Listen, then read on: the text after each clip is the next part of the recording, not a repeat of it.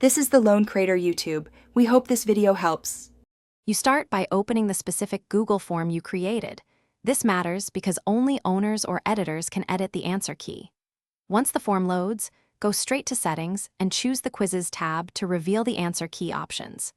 Make sure you confirm your permissions now, because you will need them to change scoring. If the form is shared, verify you're editing the live copy rather than a duplicate. That avoids confusion later when removing correct answers and scores. Once an answer key for a question, deselect any marked correct choice or delete the accepted text for short answers. This removes the explicit key. Make sure to set the point value to 0 or clear points entirely so responses aren't auto-scored. For checkboxes, uncheck all correct boxes. For multiple choice, select none. Continue down the form methodically, question by question, to ensure there are no residual keys. By doing this, you convert the quiz back to a non-graded form. Finish by turning off quiz mode in Settings if you no longer want any grading features.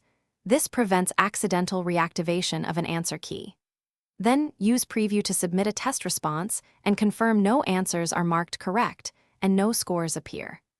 If you still see a key, make sure you edited the original form with owner or editor rights, and consider duplicating the form and repeating the steps in the copy. This usually resolves permission-related or caching problems quickly. Thanks for watching. Consider subscribing if we helped you.